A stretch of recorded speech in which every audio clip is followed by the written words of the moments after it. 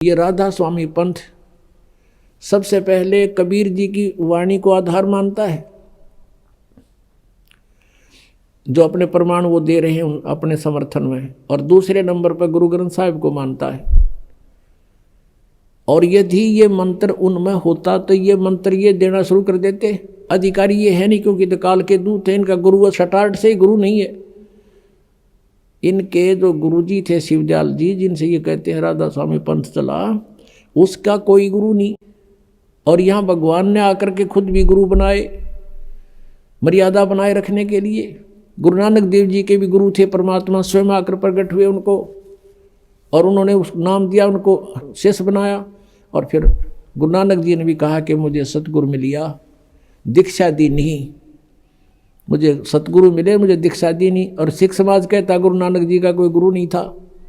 तो ये incomplete knowledge है, अधूरा ज्ञान है जिनको ऐसी वाणी बोलते हैं वो।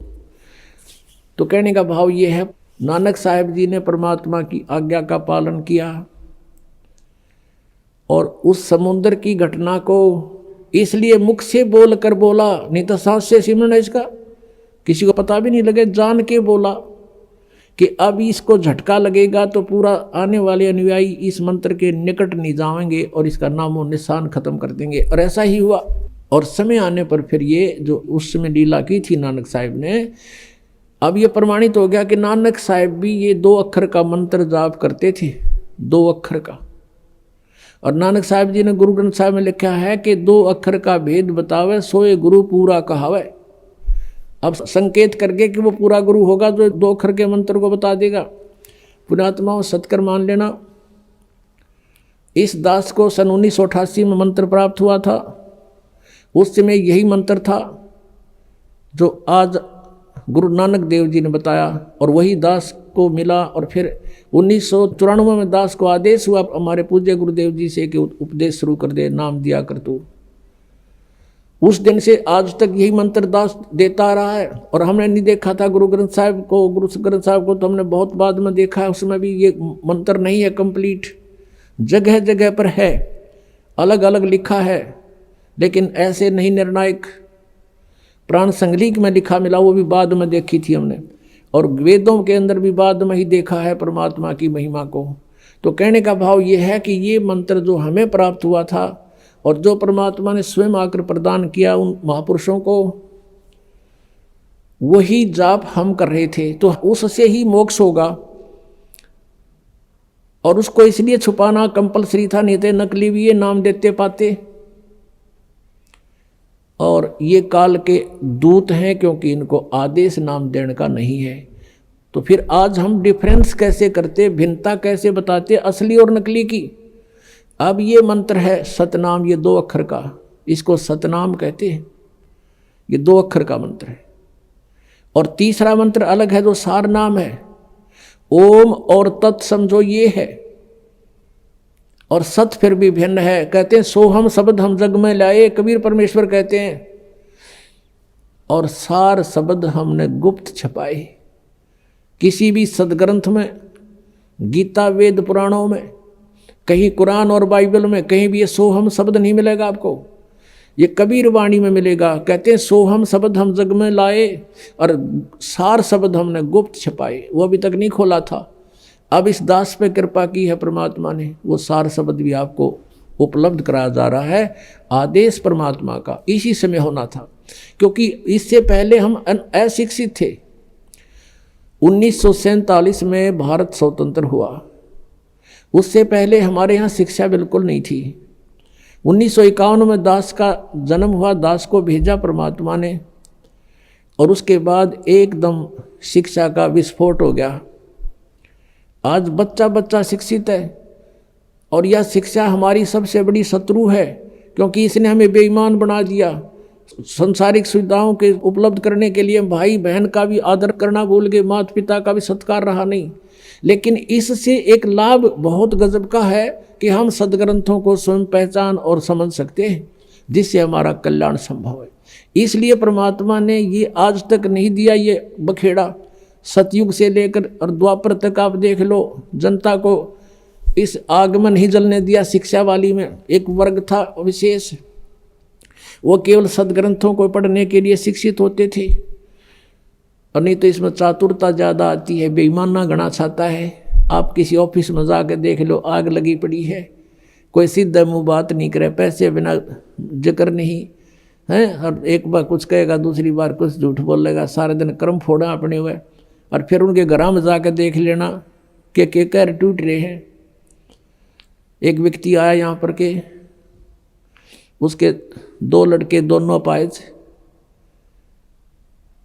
और काफ़ी दिनों के बाद उसने बताया कि मैं ऐसे ऐसे नौकरी करता हूँ और ऐसे करता हूँ, हमारा तरह कर्म फोड़ दिए।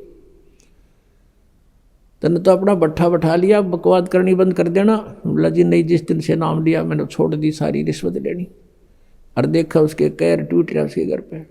तो अपने आत्माओं, जैसे कर का जहर का रंगोरी हो, कहो कौन तिस खावे राम रंगोरी हो। इस जहर ने कौन खाओगा? फिर जब ज्ञान होगा, दास चाहता है आपको इतना शाना बना दूं कि आपको विष दिखाई दे, ये जो क्रियाएं तुम कर रहे हो जिससे बड़े चाव के साथ और निर्भय होकर करते हो। अब क्या प्रसंग चल रहा है कि किस चीज से मोक्ष होगा?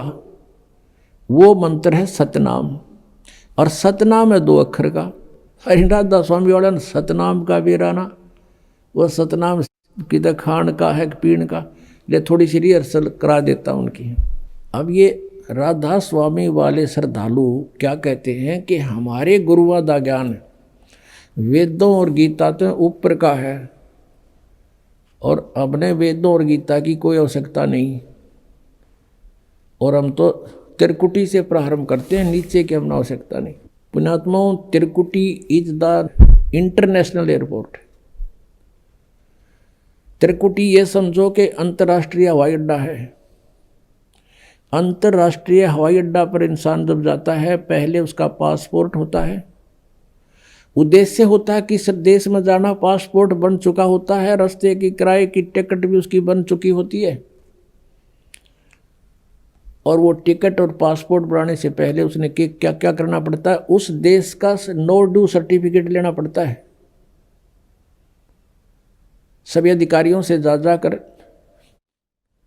उसने वहाँ का क्लियरेंस चिट लेनी पड़ती है, तब वो एयरपोर्ट पर जा सकता है और विदेश जा सकता है। अब हमारे शरीर के अंदर जो है, ये हमारा शरीर है, इसके अंदर हमारे आत्मा है, जीव है, और इसके बैकबोन जो रीढ़ की हड्डी है, इसके अंदर की तरफ कमल बने हुए हैं। जहाँ ये खत्म होती है रीढ़ की हड्डी नीचे गुदा के पास, इससे 2 उंगल ऊपर अंदर की तरफ मूल कमल है, गणेश जी का वास है, और उससे ऊपर 2 उंगल ऊपर सावित्री ब्रह्मा जी का वास है। एक अधिष्ठान चक्र बोलते हैं उसको, यानी स्वाधिष्ठान, स्वाद चक्र लिखा है अग्र संतों ने।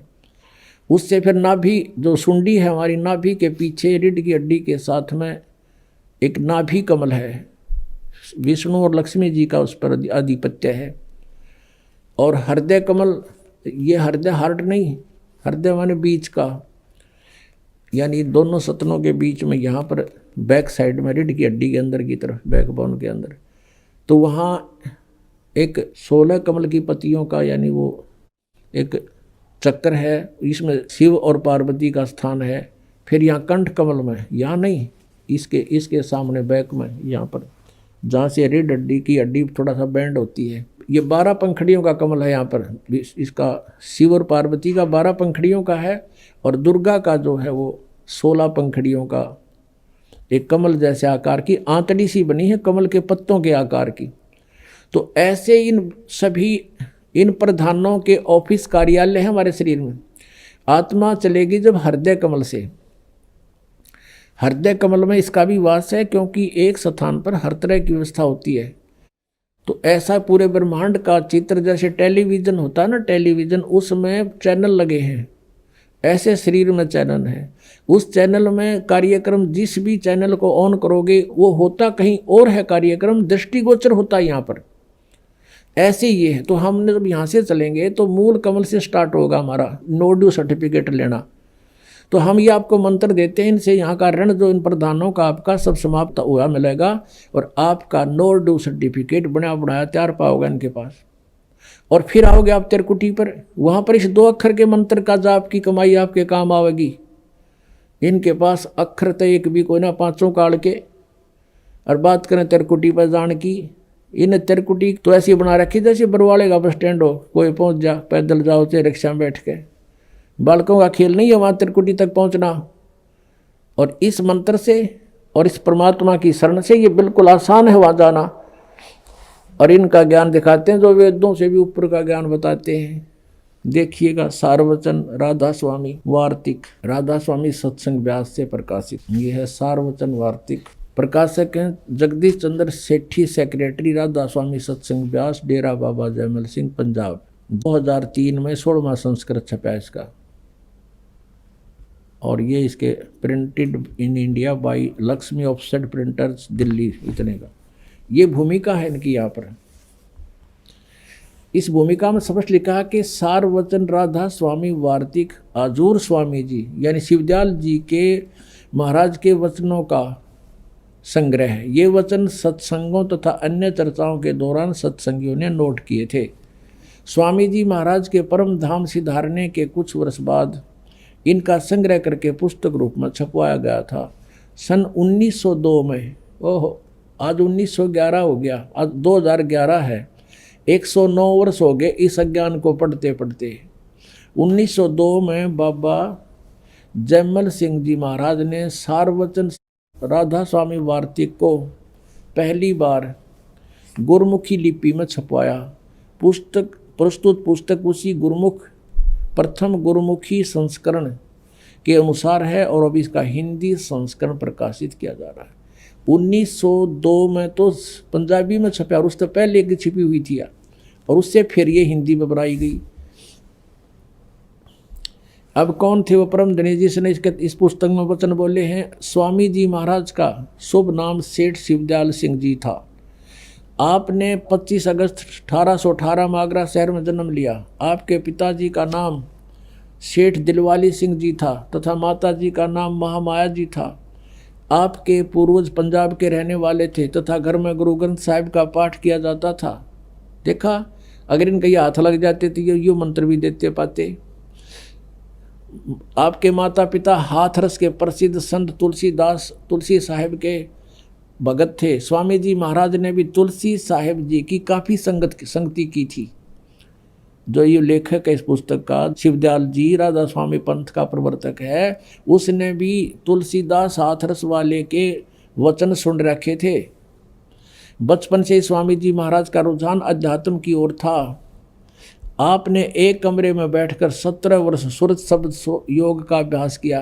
ये प्रमाण तले गुरु नानक साहिब की वाणी के।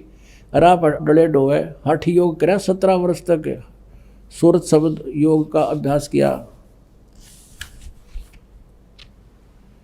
और सन 1961 में बसंत पंचमी के दिन खुले तौर पर आम सत्संग और सुरत शब्द योग का उपदेश शुरू किया। ये और आगे फिर गंध फैलाया इन्होंने।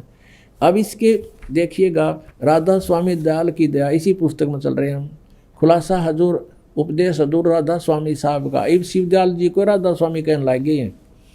वचन यहाँ से शुरू होता है। ये जगत नाशवान है। ये दफ़ा, ये गीता जैसे श्लोक है इनके, ये मंत्र संख्या। दफ़ा 1 में क्या लिखा है कि सिर्फ काम इतना है कि इंसान यानी मनुष्य अपनी सूरत यानी रूह को उसके खजाने और निकास यानी मुकाम सतनाम और राधा स्वामी में पहुँचावे।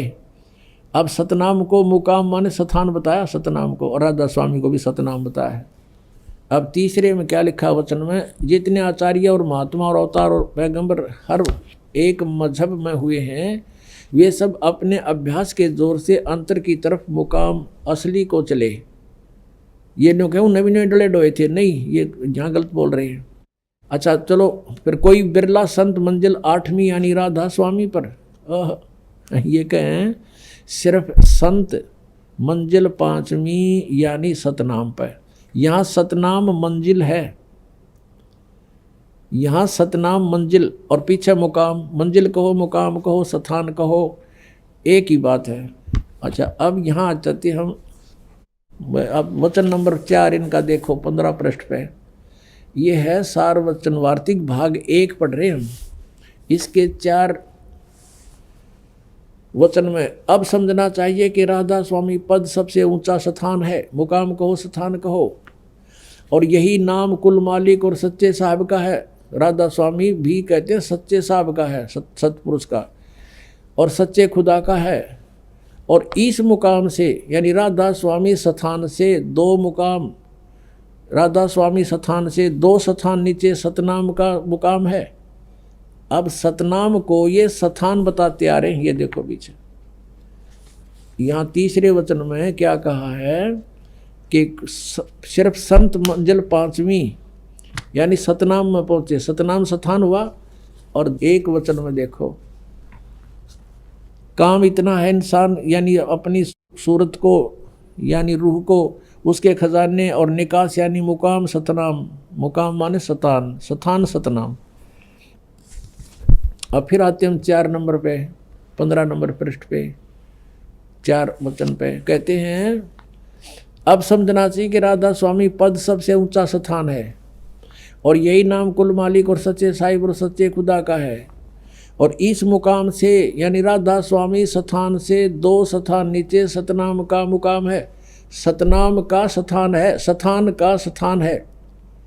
सतनाम को इन्होंने क्या बोला पहले? मंजिल, मुकाम। ये मुकाम का मुकाम, इन बड़का जैसी थ्योरी अरे परम धनी कवा में सतनाम यानी यूँ सोच लो, स्थान का स्थान है, स्थान दो स्थान नीचे स्थान का स्थान है, मुकाम सतनाम का मुकाम। अब इस सतनाम को आगे डिफाइन किया इन्होंने बहुत अच्छी तरह विस्तृत। देखियो, जिसको इस सतनाम को संतों ने सतलोक सतनाम को, सचखंड सतनाम को, सार शब्द सतनाम को, सतशब्द सतनाम को, और सतनाम सतनाम को, और सतपुरुष सतनाम को बयान किया है। वारे वेद से भी ऊपर ज्ञान वाले हो, तोड़ पाड़ दिया इनने तो।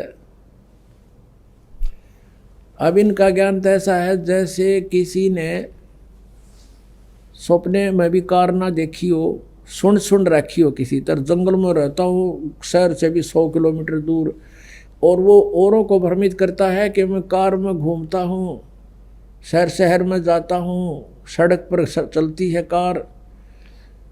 अब उससे कोई, और किससे चलती है? पेट्रोल से चलती है। कौन चलाता है? ड्राइवर। तो उससे कोई पूछे भी कार कैसी है, किसे कहते हैं? ड्राइवर किसे कहते हैं? शहर कैसा है, सड़क कैसी है, पेट्रोल कैसा है? तो वो डिफाइन करे कि सड़क भी कार को कहते हैं, पेट्रोल भी कार को कहते हैं, शहर भी कार को कहते हैं, और ड्राइवर भी कार को कहते हैं। तो उस बुद्धू ने या कोई डिफाइन किया। अब ये सतनाम को डिफाइन करने चले हैं। इनके परम धनी शिवदयाल जी से राधा स्वामी पंथ प्रारंभ हुआ है। कहते हैं सतनाम को सतलोक भी कहते हैं, सतपुरुष भी कहते हैं, सतनाम भी कहते हैं, सार नाम भी, सतनाम भी, सार शब्द भी, और सतपुरुष भी सतनाम ही है, और सतनाम स्थान है। और दिखाऊं सतनाम के इनके वेरिफिकेशन। अरे वाह। अब आगरा से श्री जयमल सिंह जी ने सीधा नाम लिया था शिवदयाल जी से, और जयमल सिंह जी ने ब्यास में डेरा स्थापित कर दिया। उसके तुरंत उत्तराधिकारी बने सावण सिंह जी, और सावण सिंह जी से ही एक बिलोचिस्तानी सामस्ताना। पुणात्माओं, इनकी जन्मपत्री जब तक आप नहीं समझोगे तब तक आपका समझ में नहीं आओ तुम कहाँ खड़े हो, किसकी ओट लिए बैठे हो। तो इनकी जीवनी जन्मपत्री बतानी आवश्यक होगी है। सावण सिंह जी से उपदेश लिया किसने? बिलोचिस्तानी सामस्ताना खेमामल सिंह जी ने, और उसने सच्चा सौदा सिरसा में स्थापना कर दी। ये समझ लेना शिवदयाल जी के विचार उनके पास है, नथिंग एल्स। समझदार को संकेत बहुत होता है, और इतनी दुनिया को जोड़ के बैठ के वो कहाँ ले जाएंगे? उनको कर्म बिगाड़ रहे हैं वो अपना भी, और उनको भी बर्बाद कर दिया। इनका ज्ञान ऐसा है, ये ध्यान कहाँ लगाएंगे, कहाँ जाएंगे? अब सावण सिंह जी के विचार सुनाता हूँ सतनाम के विषय में, देखिएगा। ये है संत मत प्रकाश और भाग 3। इन दुनिया भर की पुस्तक कर दी, सारी निरी बकवाद भर रखी है। इसके 102 पृष्ठ पर संत मत प्रकाश भाग 3 हजूर बाबा सावन जी के सत्संगों का संग्रह राधा स्वामी व्यास से प्रकाशित है। प्रकाशक हैं जगदीश चंद्र सेठी, सेक्रेटरी राधा स्वामी सत्संग व्यास, डेरा बाबा जयमल सिंह। 2007 में लेटेस्ट संस्करण है ये, और printed in India by Gopsons papers limited. इसके 102 पृष्ठ पे इन्होंने सतनाम को डिफाइन किया, देखना 102 पृष्ठ पे है। ये संत मत भाग प्रकाश के भाग 3 है। अब कहते हैं सचखंड या सतनाम चौथा लोक है। सचखंड कहो चाहे सतनाम चौथा लोक है, ठीक है। और ये सभी के अंदर है, ये सतनाम चौथा लोक आपके अंदर है। अच्छा, अब हम आपको दिखाते हैं इसी के 107 पृष्ठ पर ये क्या बोलते हैं। 107 पृष्ठ पर देखना इस सतनाम को आगे क्या डिफाइन किया है। 106 से शुरू करेंगे। वही सत्संगी हजूर जहाँ राम नाम का जस महिमा होता हो। महाराज जी ने कहा कि सावन सिंह जी कह रहे कौन से राम का। सत्संगी ने कहा क्या राम बहुत सारे हैं। महाराज जी बोले सावन सिंह जी 4 राम हैं, आपका इशारा कौन से राम की तरफ है। अब 107 पृष्ठ पे ये संत मत भाग 3 ही है। वही सत्संगी हजूर चारों राम खोल कर बताइए। महाराज जी सावन सिंह जी लगे डिफाइन करने, जो सच्चा सौदा सरसाड़ा के भी गुरु जी हैं। एक राम दशरथ घर डोला है, एक राम घट घट में बोला है, एक राम का सकल पसारा, एक राम त्रिभुवन से न्यारा। अब देखियो, पहला राम राजा दशरथ के बेटे जो त्रेता युग में हुए अवतार थे, आए और अपनी ड्यूटी अदा करके चले गए, लेकिन अब हम उन्हें नहीं मिल सकते, हमारा काम नहीं कर सकते। दूसरा राम मन है जो घट घट में व्यापक है। तीसरा राम ब्रह्म है जो सारी त्रिलोकी को पैदा करता है, पालता और नाश करता है। चौथा राम सतनाम है और यो असली राम है। वाह रे, ये भी मेरे ख्याल में क्यों भांग भूंग पीवे थे। अब चौथा राम सतनाम है और यो असली राम है। इन कईबती और सतनाम में ना समझ वालिया सांग के है और ये पार होंगे। परमात्मा क्या बताते हैं, मोती मुक्ता दर्शत नाही, ये जग है सब अंदरे, दिखत के तो नैण चश्म इनका फेरा मोतिया बंदरे। इनका मोतिया बंद हो रहा था, इन कह का नहीं पता था। अब देखो गुरु ग्रंथ साहिब के कितने अच्छे रेफरेंस ले रखे इन्होंने, सावन सिंह जी ने। संत मत प्रकाश भाग 4 में गुरु ग्रंथ साहिब में लिखा कि 2 अक्षर का भेद बतावे, सोए गुरु पूरा कहावे। वो 2 अक्षर कौन से थे जो गुरु नानक देव जी के आपने पढ़ लिए, बार बार नहीं बताऊंगा। अब देखिएगा संत मत प्रकाश भाग 4, ये श्री सावन सिंह जी के सत्संगों का वचनों का संग्रह है।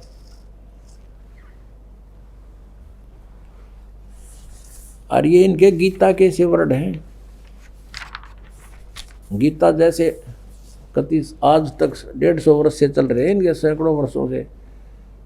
और ये देखो इनका कौन है, प्रकाशक हैं संत मत भाग 4 सावन महाराज सावन सिंह जी। प्रकाशक सेवा सिंह, सेक्रेटरी राधा स्वामी सत्संग व्यास, डेरा बाबा जयमल सिंह, जिला अमृतसर। और ये पहली बार 2002 तक 10वीं बार छप चुके हैं। 2010 तक 15,000 यानी 60-70 हज़ार तो ये यहाँ तक छप चुकी हैं।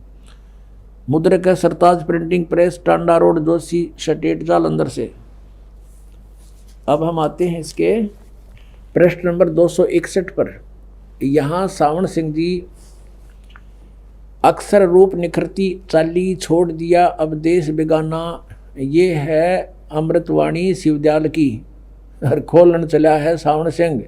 देखना, यह संसार सर है और जो अक्षर है वह ब्रह्म है और नी अक्षर पार ब्रह्म है। जब यह संसार बना हम इस महल दुनिया में गुजारा करते आ रहे हैं, किंतु अब गुरु की कृपा से आत्मा इस महल को छोड़कर सतलोक को जा रही है। गुरु ग्रंथ साहिब में बड़े गहरे और गुप्त रहस्य हैं। गुरु ग्रंथ साहिब का रेफरेंस दे रहे हैं। ये एक स्थान पर आता है 52 अक्षर लोक तरह सब है कुछ इनके माही, ये अक्षर खिर जाएंगे वो अक्षर इनमें नाही।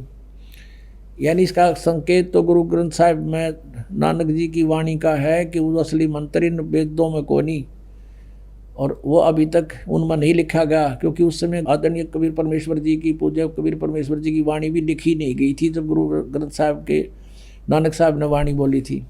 52 अक्षर संस्कृत भाषा के हैं, शायद ही कोई ऐसी भाषा हो। इसको अनुवाद कर रहे हैं ये सावन सिंह जी, जिसके 52 अक्षर हों इस संसार का सारा मामला 52 अक्षरों में आ जाता है। पिंड अंड का हाल तो 52 अक्षरों में आ गया। आगे 2 अक्षर और हैं, 2 अक्षर और हैं जो पार ब्रह्म हैं। वो 2 अक्षर खुद तो कह रहा है पार ब्रह्म है। इसके विषय में ग्रंथ साहिब में लिखा है कि सोई गुरु पूरा कहावे, 2 अक्षर का भेद बतावे, और एक छुड़ावे एक लखावे, तो प्राणी निज घर को पावे। फिर कहते हैं जे तू पढ़िया पंडित, बिना 2 अक्षर 2 नामा, 2 अक्षर 2 नाम है, 2 अक्षर के 2 नाम है वह। और पर्णवत नानक एक लंघाए जे कर सच समावा। ये गुरु ग्रंथ साहिब के इस पन्ने पर अंकित है। गुरु ग्रंथ साहिब में लिखा है कि सोई गुरु पूरा कहावे, 2 अक्षर का भेद बतावे। हरि ये क्या भेद बताओगा ऐसा देखना। यदि तुम गुणी हो ज्ञानी, इसका अनुवाद करेंगे। यदि तुम गुणी हो ज्ञानी हो तो वे अक्षर बताओ, वे अक्षर पार ब्रह्म है। आप प्रश्न करें, आप उत्तर दे रहे सावन सिंह जी, वो तो पार ब्रह्म है। 2 अक्षर, एक अक्षर ने दुनिया बनाई और एक अक्षर ने सतलोक बनाया। वाह रे वाह। और यही कबीर साहब कहते हैं, कह कबीर अक्षर 2 भाग, और होगा खसम तलेगा राख। अब ये गुरु ग्रंथ साहिब में कबीर साहब की वाणी लिखी है 329 पृष्ठ पे। कह रहे हैं कबीर साहब कहते हैं, कह कबीर 2 अक्षर भाग, भाग माने बोल के सुना, और ये नौके आगे पाओगे पार ब्रह्म है। वो अक्षर है पार ब्रह्म पाओगे। आगे 2 अक्षर और हैं जो पार ब्रह्म है, वो मरे पाछे मिलेंगे इन्हें। और रेफरेंस दे रहे हैं जिन महापुरुषों की वाणी को, वो तो कह रहे हैं 2 अक्षर बोल भाग, यानी 2 अक्षर का नाम देना चाहिए। और होगा खसम तलेगा राख, यानी इस नाम के देने का अधिकारी कोई संत होगा तो आगे रक्षा होगी। गुरु नानक साहिब जी कहते हैं, एक अक्षर हर मन बसै नानक होत निहाल। एक अक्षर और है जो सार नाम है, वो तीसरा मंत्र है, इसकी तरफ संकेत है। इन संतों महापुरुषों की वाणी, भगवान की वाणी सही है, लेकिन ये समझ नहीं सके। 157 पर फिर गुरु साहिब कहते हैं, वेद कतेब सिमरत सब शासत, इन पढ़्या मुक्त ना होई। एक अक्षर जो गुरमुख जापे, तिसकी निर्मल होई। अब गुरु ग्रंथ साहिब के इस 747 पृष्ठ पर न्यू लिखा है कि उस अक्षर का जाप करना गुरुमुख ने, यानी गुरु धारण करके गुरुमुख होकर के फिर उसका जाप करना है। ये न्यू के पार ब्रह्म मिलेंगे। ये देखो, वह अक्षर आपके अंदर है और पार ब्रह्म जाकर मिलेगा। ये अनुवाद करे सावण सिंह। अब वाणी क्या कह रही है गुरु ग्रंथ साहिब की कि एक अक्षर जो गुरुमुख जापे, ये तो जाप करना है गुरुमुख होके, गुरु जी का शिष्य बनकर, कोई परम संत बनाकर। और ये कह रहा है ये वह अक्षर आपके अंदर है, मरे पाछे मिलेगा। और पार ब्रह्म जाकर मिलेगा वो जब भूत बन देंगे।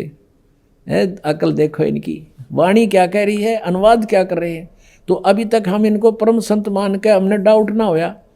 अब इनकी कितने भी थ्योरी ठीक नहीं पाओगी, आपको देख लेना। यह धर्म हमारा धर्म नहीं, यह जात हमारी जात नहीं, यह देश हमारा देश नहीं, हमारा देश सचखंड, हमारी जाति सतनाम। ये सतनाम में ना समझ मारे इनके केक बताने लगे थे जिन्हें। अरे वाह, हमारा धर्म सतपुरुष है, धर्म इनका सतपुरुष है। ये पराया देश छोड़कर आत्मा अपने देश को जा रही है। और देखो, यह आत्मा इस पुराने महल को जिसमें लाखों जन्म रही छोड़कर और सतनाम में जा रही है। ये देखो कि एंडमेंट बोल रहे। अब इन्होंने कहीं की ईंट कहीं का रोड़ा, और यो राधा स्वामी पंथ जोड़ा। अब देखो, अंदर शब्द के दर्जे हैं, ओम शब्द, सोहम शब्द और सत शब्द। ये गीता जी के 17वें अध्याय का 23वां श्लोक की तो सुन लिया इनने, इसमें यो और जोड़ दिया, और सत शब्द इसका किसी ने पता है कोई नहीं। परमात्मा कहते सोहम शब्द हम जग में लाए, और यो तैबा हमने गुप्त छुपाए, गुप्त बता दो नहीं तीसरा कित। और ये इनका जाप भी ना करते। और ये 2 अक्षर हैं जो पूरा गुरु बतावे है। सोई गुरु पूरा कहावे 261 पृष्ठ पे। ये संत मत भाग के गुरु ग्रंथ साहिब की वाणी लिखे, सोई गुरु पूरा कहावे 2 अक्षर का भेद बतावे। वो तो इब्बा बताओगा जीवित में, मरे पाछे के बताओगा जाने के बाद। स्पष्ट कर रहे हैं गुरु ग्रंथ साहिब की वाणी तो। और एक छुड़ावे एक लखावे, ओम का जाप करेंगे काल से छुटवाएगा। और दूसरा मंत्र है वो वो हमें सतलोक भौर गुफा तक ले जाएगा, वो मंत्र आगे पहुंचा नहीं सकता जब तक सार नाम नहीं होगा। वो वहाँ से दर्शन हो सकते हैं, वो सतलोक है, लेकिन जा नहीं सकते। बीच में पारदर्शक एक बहुत बड़ा सीमा है बना रखी है परमात्मा ने। तो वो एक मंत्र है, वो अलग से मिलेगा, एक छुड़ावे एक लखावे, उन 2 अक्षर में तो बता रखा है। तो पुण्यात्मा अब और दिखाते हैं इनके विषय में क्या कहा भगवान ने। बेखों के लश्कर फेरे ये बाणी चोर कठोरे, सतगुरु धाम न जावेंगे ये 84 के डोरे। संतों की वाणी को चुरा कर पंथ जोड़ कर बैठ गए, ने कह का नहीं पता महापुरुषों की वाणी क्या कह रही है, ये खुद उपदेश क्या दे रहे हैं। कहाँ वो 5 नाम, 5 नाम वो नहीं है। गुरु ग्रंथ साहब में 5 नामों का भी जिक्र है, और उन 5 नामों से मोक्ष नहीं है। वो 5 वो नहीं है, निरंकार ओंकार ये कहीं नहीं लिखा गुरु ग्रंथ साहब में। वो 5 नाम अलग हैं, 5 प्रधानों के हैं। इन 5 प्रधानों के जो आपको दिए जाते हैं। अब यो तो आपने देख लिया, मोती मुक्ता दर्शत नाही ये जग है सब अंदरे, दिखत के तो नैन चश्म इनका फेरा मोतिया बंदरे। ये संत कमावे थे और गुरु ग्रंथ साहब की वाणी को उल्टा पाठ पढ़ावे थे। अब देखना इनके कर कमलों से अब क्या बताते हैं। ये खुद प्रकरण दे रहे हैं एक जगह, अभी दिखाते हैं आपको कि एक इंदुमती रानी थी, उसके गुरु कबीर जी थे। और कबीर जी, इनका सिद्धांत क्या है राधा स्वामी वालों का, कि भगवान ऊपर सतलोक में सतपुरुष निराकार है, वहाँ केवल प्रकाश ही प्रकाश है। और यहाँ से मुक्त हुई आत्मा उस सतलोक के प्रकाश में यानी परमात्मा में ऐसे लीन हो जाती है जैसे बूंद समुद्र में, यानी वहाँ कोई अलग अस्तित्व नहीं रहता जीव का। इनका अपना विधान तय यो है, और वास्तविकता क्या है वो भी प्रगट दिखाऊं इन्हीं के कर कमलों से। अंधों के, अंधा मीन तत्व ज्ञानहीन नेत्रहीन थे ये। अब देखना 264 पृष्ठ पे इसी संत मत भाग 4 के और पृष्ठ नंबर 264 पे सत्संगी ने सावण सिंह जी से पूछा, हजूर संतों की पदवी कहाँ तक है। सावण सिंह जी महाराज जी कहते हैं, हमारी इतनी बुद्धि और अकल नहीं कि हम संतों की पदवी को समझ सकें। फिर भी सुनो, रानी इंदुमती कबीर साहब के समय में हुई थी। फिर पहले कबीर साहब मालिक में जाकर विलीन हुए। लेकिन अपने विधान से बता रहे हैं कि पहले तो कबीर साहब जाकर उस सतलोक में मालिक में निराकार भगवान में लीन हो गए जैसे बूंद समुद्र में। और पीछे रानी हुई, पाछे तो रानी उसमें समुद्र में एक कम एक होगी, डूब कर मरगी। और जब रानी ने सचखंड में जाकर कबीर साहब की पदवी को देखी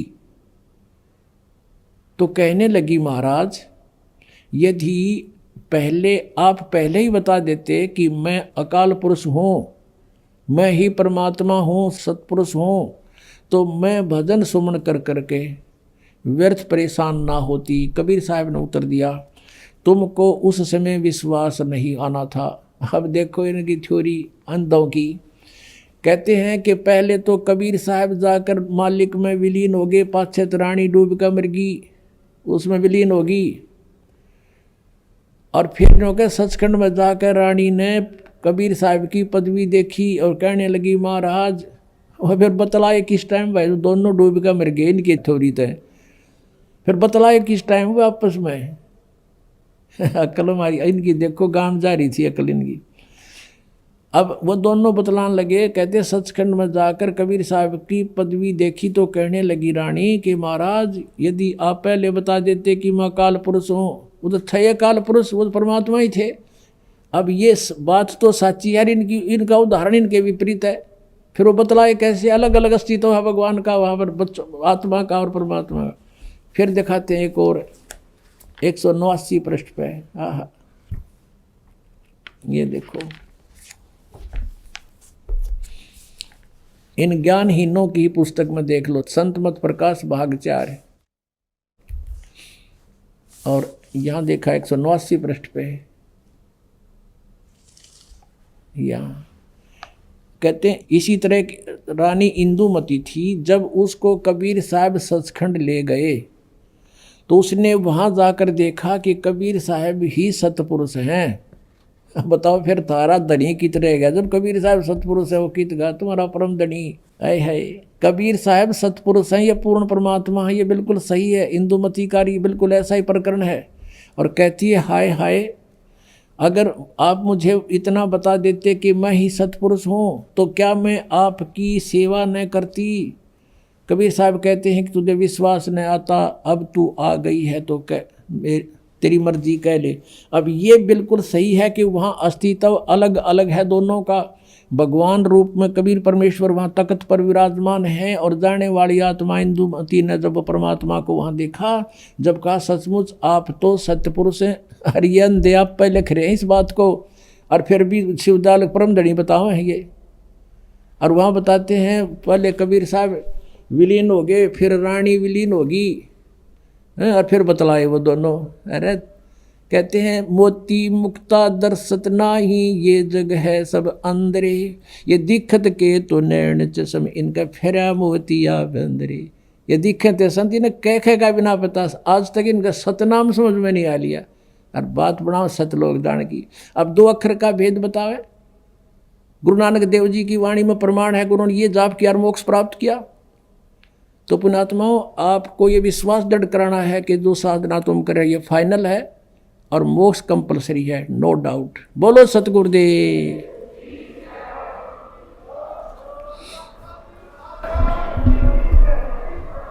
परम पिता परमेश्वर पूर्ण ब्रह्म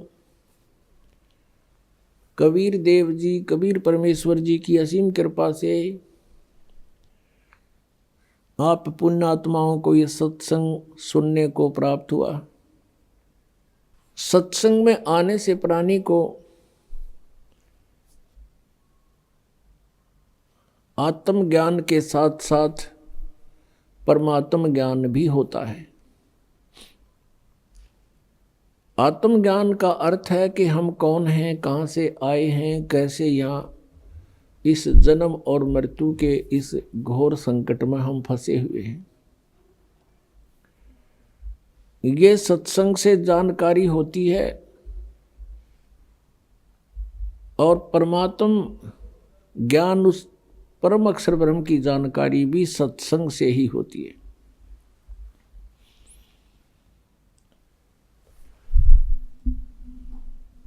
सत्संग का मिलना बहुत ही दुर्लभ है, संत का मिलना बहुत दुर्लभ है। और पुण्यात्माओं, आपका कितना सौभाग्य है, आपके कितने पुण्यकर्म आपके साथ हैं कि आपको सत्संग मिला और सतगुरु मिले। सतगुरु का अर्थ होता है सत्य ज्ञान दाता। वैसे तो गुरु शब्द पर्याप्त है, गुरु मीन मार्गदर्शक, लेकिन ये नकली गुरु बहुत हो गए, जिस कारण से सच्चे गुरु, सत्य गुरु कहना पड़ा, सच्चा गुरु। तो सतगुरु परमात्मा स्वयं ही बनकर आते हैं, उनके अतिरिक्त पृथ्वी पर कोई सतगुरु नहीं होता। अन्य जो काल के दूत हैं वो भले ही अपने आप को सतगुरु कहते हों या उनके अनुयायी भी उनको सतगुरु की उपमा से सुशोभित कर रहे हों, पर वो संत, वो सतगुरु नहीं होते। परमात्मा कहते हैं खर ना होवे के हरि कबहू, सिंह की खाल उठाए। गधे को यदि शेर की खाल उठा दे लाइन की, तो वो गधा शेर जैसा अवश्य लगने लग जाएगा, पर वो शेर नहीं होता, सिंह नहीं होता। अब खाल ओढ़े हुए गधे को और ओरिजिनल सिंह को कैसे पहचानेंगे? उनकी बोली से पहचाने जाते हैं। एक कुम्हार था शरारती सा, उसने कुबद सूझी, उसको कहीं जंगल में शेर की खाल पागी। और वो क्या करे, अपने गधे पर डाल दे रात ने शाम को और खेतों में छोड़ दे। उसने खेतों में रखवाले होते थे फसल के, वो देखे चांद की रोशनी में कि शेर खड़ा है, सिंह आ गया, सिंह, वो भाग गए गांव में। और वो गधा खूब घास को फसल खावे और अच्छा तगड़ा हो गया। ऐसे सब जगह शोर मच जाता है कि रात को शेर आता है और फसल खा जाता है। एक अन्य कुम्हार को पता चला कि भाई शेर घास तो ना खाया करे। उसने पता लग गया कि ऐसे ऐसे कोई जरूर शरारत कर रहा होगा, कोई कुम्हार ने गड़बड़ कर रखी है, अपना गधा पाला है वो। उसने आकर के गांव में कहा भी शेर को मैं पकड़ लूंगा। गांव वाले कहने लगे भाई नहीं नहीं, खा जाएगा तुझे भी। उसने बहुत कुछ समझा बुझा के कहा कि मेरे साथ चलो। वो 5-4 गधे ले आया अपने और कहा तुम ऊपर बैठ जियो वृक्षों पे चढ़ के और देख लेंगे भाई गध सिंह होगा, शेर होगा तो गधों को खाने के लिए आएगा। इसलिए गधे वहां खड़े कर दिए और 10-20 व्यक्ति थे, वो वृक्षों पर चढ़कर बैठ गए शेर से डर से। अब थोड़ी सी देर में उन गधा ने अपनी बोली बोली। जो 5-4 गधे थे वो मिलाकर सुर में सुर। उधर से उस गधा जो शेर छोड़ रखा था, खाल उड़ा रखी थी, उस गधे ने भी सुर में सुर मिलाया। वो लग गया हुआ बोली बोलन करता, ढूंचू ढूंचू, वो वहीं आ खड़ा हुआ। इतना उछल कूद करी, वह खाल उतर गई उसकी। फिर वो पकड़ा, उसको मार गड़िया। फिर गांव वाला ने चलो खेती खवाई सो खवाई, तो नाम डरा भी दिए। तो पुण्यात्मा, गधे की और शेर की बोली से पहचान होती है, सतगुरु और असतगुरु की उनके ज्ञान से पहचान होगी। अब ये ज्ञान आपके समक्ष करेगा ये दास के सतगुरु यानी सिंह की आवाज कैसी होती है और नकली सतगुरु की आवाज कैसी होती है। उनके ज्ञान से पता चलता है सतगुरु और असतगुरु का। तो पुण्यात्माओं, परमेश्वर ने 600 वर्ष पहले कहा था, जब वो अपनी लीला करने आए हुए थे, जैसा भगवान किया करता है। आपको सदग्रंथों में प्रमाण दिया कल रात्रि के अंदर कि वो परमात्मा सतलोक में रहता है और वहाँ मनुष्य सदृश शरीर में है। वो तेजों में शरीर है उसका। एक रोमकूप में करोड़ सूर्य मिला दे, करोड़ चंद्रमा, ऐसा एक रोमकूप की रोशनी है उन परमात्मा की। और जब वो परमेश्वर यहाँ अपने बच्चों को संभालने के लिए आता है, तत्व ज्ञान प्रचार करने के लिए आता है, तो वो अपने रूप को सरल करके आता है, नॉर्मल। और वो 2 सतीथी माता है। एक तो प्रत्येक युग में शिशु रूप धारण करके एक लीला करता है जो उसकी निर्धारित होती है, सुनियोजित, पहले से उद्देशित होता है। और फिर एक किसी पूर्व जन्म के संस्कारी को प्राप्त होते हैं, वो बच्चे को ले जाते हैं, परमात्मा कुंवारी गाय का दूध पीते हैं। पुण्यात्माओं, आप शिक्षित हो, परमात्मा को पहचानना बहुत आसान हो गया है। हम अभी तक भगवान को पहचान नहीं पा रहे थे और हम अपने सदग्रंथों को सत्य भी मानते थे।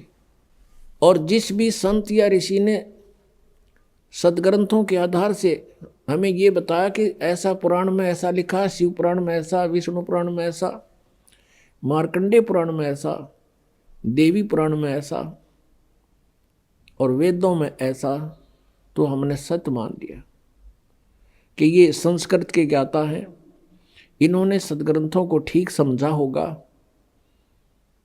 तो उन्होंने हमें क्या बता दिया कि श्री ब्रह्मा जी, श्री विष्णु जी, श्री शिव जी ये सुप्रीम पावर हैं, अजरो अमर हैं, इनके कोई माता पिता नहीं है।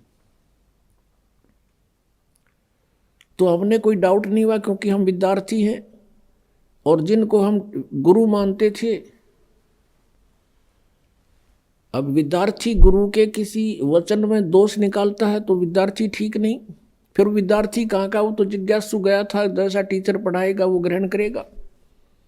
अभी तक हमारे साथ ऐसा बना रहा कि नकली गुरुओं ने जो भी लोक वेद सुनाया हमने सच्चा मान लिया, सत्य माना, और वो आज तक वो बिजली गिरी रही हमारे ऊपर। हम शास्त्र विरुद्ध ज्ञान ग्रहण किए हुए थे, शास्त्र विरुद्ध सारी साधनाएं करते रहे, और हमारे सारे पूर्वज भूत बन गए।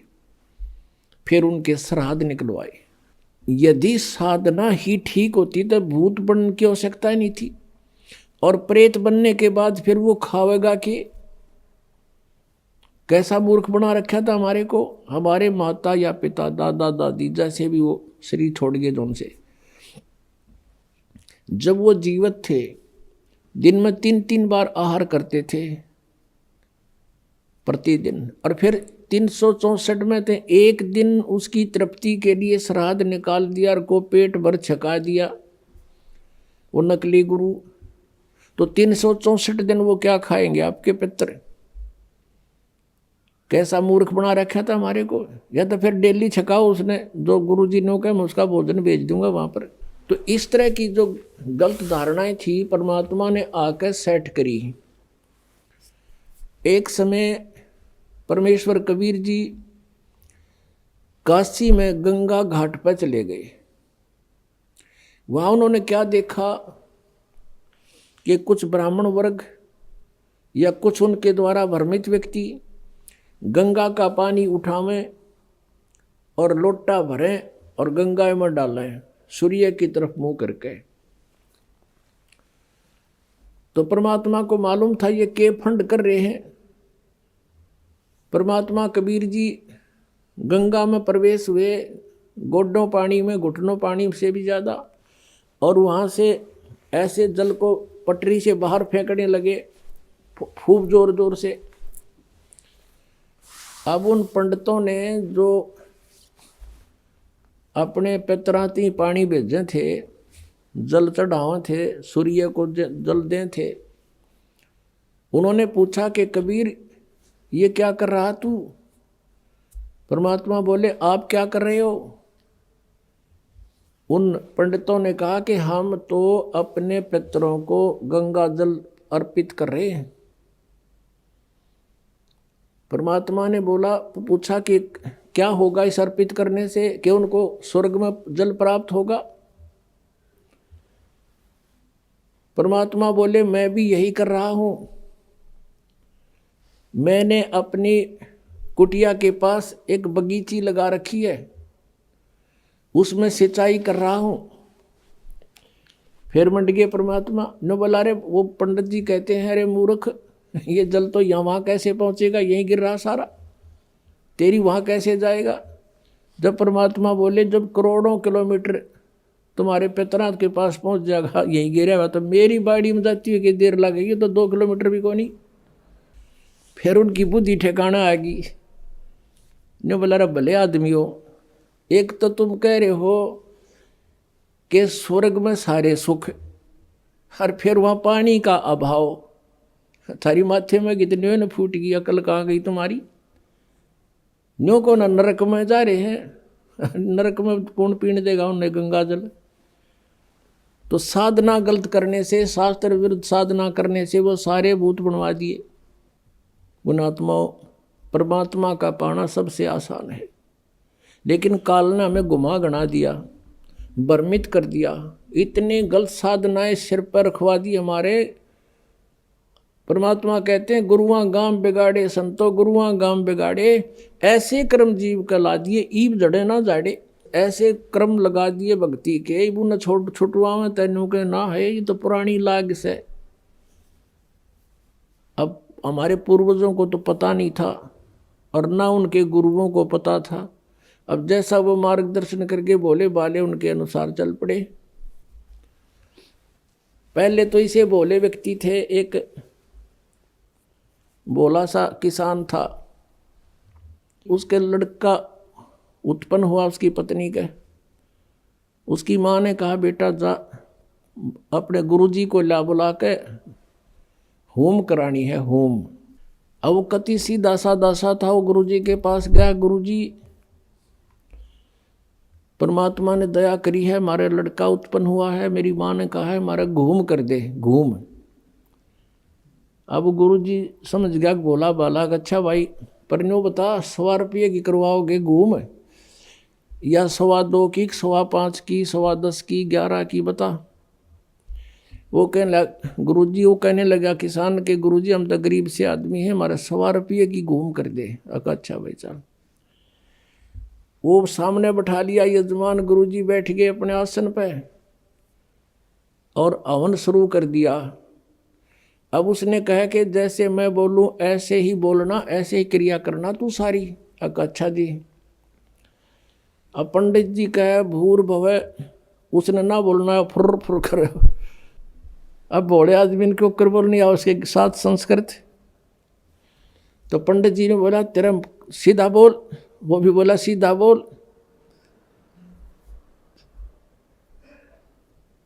अब उस गुरुजी ने उसका थप्पड़ मारा, एक उसने दर दिया। आखिर में क्या हुआ, तो दोनों लिपटा हो गए। और किसान तगड़ा था, पंडित जी दाब लिया उसने नीचे। अब पंडित जी को कोई समस्या, भाई अभी के कुकर छोड़ है।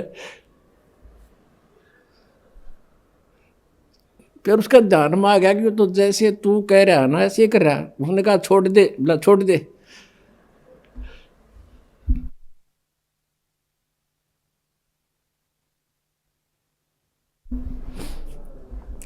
तो दोनों भिन्न भिन्न हो गए। अब वो किसान ने सोचा कि इस ऊम में, इस घूम में यू सारा प्रोसीजर होता होगा। अब हमने ये बतावा हंसी, पहले हमारे गेरिया बुंडी बने रही थी नो की नो, बिना ज्ञान के ये हंडोड़ा बना रहे थे हमारा। जब उनके सांस से उतर लिए, जो किसान कहता बोला पंडित जी, बोला शुक्र है मेरा सौभाग्य था, मैंने 1.25 करवा ली, जब 5.25 की करवा लूँ तो दोनों मरा हुआ आज। अब ये सारी सच्चाई है वैसे, क्योंकि अब तो हम समझदार हो गए, हमने पता लग गया कि मूर्खा टोल इकट्ठा हो रहा था, हमने मूर्ख बना रहे थे। तो परमेश्वर कबीर जी ने आके हमें ये तत्व ज्ञान पहले ही समझाने की चेष्टा की थी, लेकिन शिक्षा के अभाव से हम उन नकली गुरुओं को सतगुरु मानते रहे।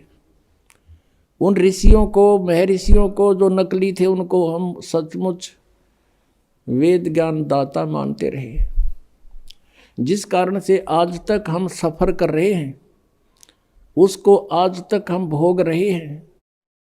तो पुण्यात्माओं, अब भी कुछ नहीं बिगड़ा है, क्योंकि ये तो असंख्य जन्म, अनगिन जन्मों का झंझट था, अब भी निमट जाएगा, कोई बड़ी बात नहीं।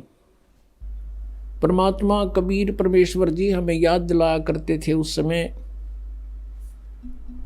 कि तुम जो साधनाएं करते हो ये शास्त्र विरुद्ध है, और श्री ब्रह्मा, श्री विष्णु, श्री शिव जी ये नाशवान हैं, इनकी जन्म और मृत्यु होती है, ये अविनाशी नहीं है। इस बात से पहले तो हमारे जो श्रोता थे वो ये दुख मान्या करते, वो फिर जाकर कहते अपने गुरुओं को कि कबीर ऐसे बोलता है, वो कहता है ब्रह्मा विष्णु महेश नाशवान है, इनकी जन्म मृत्यु होती है, इनके माता पिता हैं। तो वो नकली गुरु कहा करते थे कि कबीर अशिक्षित है, ये झूठा है, ये क्या समझे हमारे पुराणों को, पवित्र पुराणों को। पवित्र पुराणों में, सदग्रंथों में लिखा है, जो हम बताते हैं वो सत्य है, कबीर झूठ बोलता है। पुण्यात्माओं, उस समय ये बात स्वीकार हो जाना सहज थी कि कबीर परमात्मा संस्कृत भाषा नहीं जानते, अक्षर ज्ञान नहीं था, लेकिन आज हम ये नहीं कह सकते कि उनको संस्कृत भाषा नहीं आती थी। वो तो सब भाषाओं के जानकार हैं, परम विद्वान हैं। वो चींटी और हाथी की भाषा भी समझते हैं, वो सब पक्षी और पशुओं की भी भाषा जानते हैं, पृथ्वी के सभी प्राणियों की भाषा समझते हैं, लेकिन हम परमात्मा को नहीं समझ सके। यह बात न्यों बिगड़गी। अब आपको दिखाते हैं परमेश्वर कबीर जी ने जो सृष्टि रचना सुनाई थी, धर्मदास ये जग बोराना, कोई न जाने पद निर्वाणा। यही कारण मैं कथा पसारा, इन सब से कहिए वो राम नियारा। यही ज्ञान जग जीव सुनावो, सब जीवों का भरम नसावो। अब मैं तुमसे कहूँ चिताई, त्रिदेवन की उत्पत्ति भाई। तुम्हारे तीनों देवताओं की, रजगुण ब्रह्मा सदगुण विष्णु उत्तम गुण शिव जी का कैसे जन्म हुआ ये बताता हूँ। ज्ञानी सुने सो हृदय लगाई, मूर्ख सुने तो गम ना पाई। माँ अष्टंगी पिता निरंजन, ये जम दारुण वंशन अंजन। पहले कीन निरंजन राई, पीछे से माया उपजाई। माया रूप देख अति शोभा, देव निरंजन तन मन लोभा। निरंजन कीने भोग विलासा, माया को रही तब आशा। तीन पुत्र अष्टंगी जाए, ब्रह्मा विष्णु शिव नाम धराए। तीनों गुण का ये विस्तारा, धर्मदास मैं कहूँ पुकारा। तीन देव विस्तार चलावे, इनमें यो जग धोखा खावे। आज से 600 वर्ष पहले परमात्मा ने अपनी अमृतवाणी में लिपिबद्ध करवा रखी ये ज्ञान।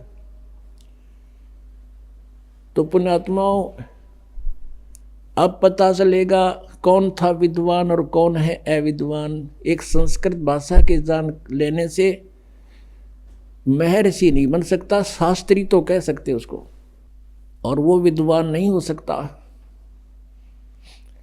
अब आपको पहले तो ये दिखाते हैं कि कबीर परमेश्वर जी ने 600 वर्ष पहले ये शब्द, ये वाणी, अमृतवाणी, तत्व ज्ञान बोला था, जो आज हमारे सदग्रंथ सेकंड कर रहे हैं।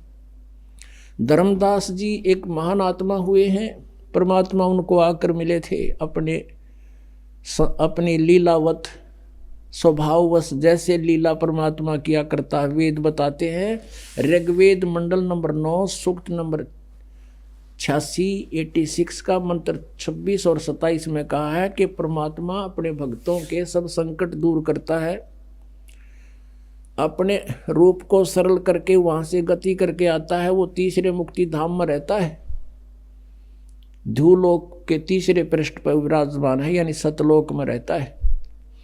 और वहां से गति करके चल कर आता है, भक्तों को मिलता है, उनको ज्ञान उपदेश देता है, भक्ति का यथार्थ ज्ञान बताता है।